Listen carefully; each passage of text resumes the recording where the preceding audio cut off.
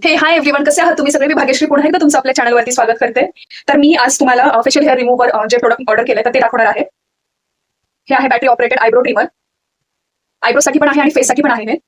तर मी ऑर्डर करून बरेच दिवस झाले पण अजून मी याचा यूज केलेला नाहीये. Previously I was using this facial razor. हे सुद्धा छान आहे. याचा डेमो मी तुम्हाला पुन्हा कधीतरी देईल की हे कसं यूज करायचं. But now let's see the unboxing of this product. याच्यामध्ये तुम्हाला एक यूएसबी चार्जर पण मिळणार आहे. This is the manual. USB cord. हे एक शेवर हेड आहे. डिझाईन पण खूप छान आहे. आपण इझिली कॅरी करू शकतो. हा एक शेवर हेड आहे. हा फेससाठी आहे आणि हा आयब्रो साठी आहे. सिम्पली रिमूव्ह पण करू शकतो. आणि आता मी हे लावलंय आयब्रो साठीचा ट्रिमर. ऑन करते मी. तुम्ही इथे लाईट बघू शकता.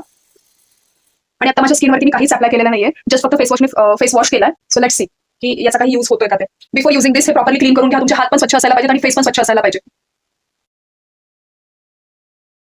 याच्याने हेअर रिमूव्ह होत आहेत, बट खूप जास्त त्याला मेहनत घ्यावी लागते असं मला वाटतं. खूप जास्त वेळ लागेल. मी फक्त अपर लिप्सचे हेअर रिमूव्ह केले, बट पूर्ण फेससाठी जर फेसचे हेअर रिमूव्ह करायचे असतील तर खूप वेळ लागेल. आणि हेअर रिमूव्ह करताना तुम्हाला अपोजिट डायरेक्शनने जो हा ट्रिमर आहे तो फिरवायचा आहे. लाईक दिस. तुम्ही स्किन अशी टाईट पकडू शकता. हेअर ग्रोथच्या उलट्या दिशेने तुम्हाला हा ट्रिमर फिरवायचा आहे. और you can follow the another method also की तुम्ही सर्कल म्हणजे अपोजिट डायरेक्शन मध्येच असं रोटेट करू शकता, म्हणजे गोल गोल फिरवू शकता. अपर लिप्ससाठी पण तुम्ही हे असं करू शकता. मी तुम्हाला दाखवते आता.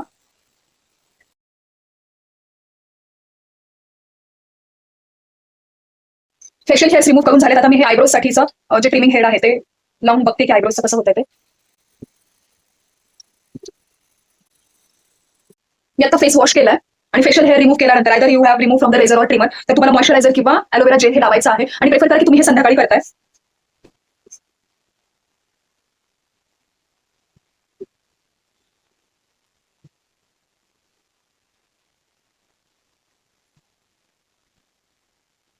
मला याचा यूज कसा वाटला तर तो रिव्ह्यू देणार आहे मी तुम्हाला आता.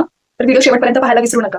हे जे ट्रिमर आहे ना, मला हे खरंच जेन्युइनली नाही आवडलं, कारण हे खूप टाइम टेकिंग प्रोसेस वाटते मला या ट्रिमरची. आणि फ्रिक्शन खूप जास्त होते स्किन सोबत या ट्रिमरचं. तर माझी स्किन खूप सेन्सिटिव्ह आहे आणि याच्यामुळे मला सेफ नाही म्हणजे फील होणार इन फ्युचर ऑल्सो. आणि आता पण मी जेव्हा फेशियल हेअर रिमूव्ह करत होते तर मला कम्फर्टेबल किंवा कन्व्हिनियंट नव्हतं वाटत सेन्सिटिव्ह स्किन असल्यामुळे. कारण ते हे ट्रिमरचा जो हेड आहे तो एकदम फोर्सफुली प्रेशर देऊन आपल्याला स्किनवरती रब करावा लागतो. त्यानंतरच ते हेअर्स रिमूव्ह होतात आणि मल्टिपल टाइम्स हे ट्रिमर फिरवल्यानंतर ते हेअर रिमूव्ह होतात. की असं नाही की तुम्ही सिंगल याच्यामध्ये रोटेशनमध्ये हेअर्स रिमूव्ह होतात म्हणून. आणि अजून हा पण जो आहे आयब्रोसाठीचा, त्याच्याने पण खूप वेळ लागतो आयब्रोचे हेअर रिमूव्ह करण्यासाठी. अजूनही माझ्या फेसवर काही ठिकाणी हेअर्स आहेत जे प्रॉपरली या ट्रिमरने नाही निघालेत.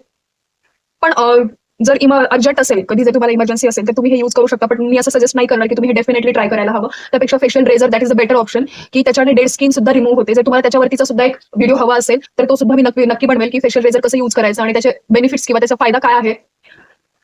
चला मग भेटूयात पुन्हा एकदा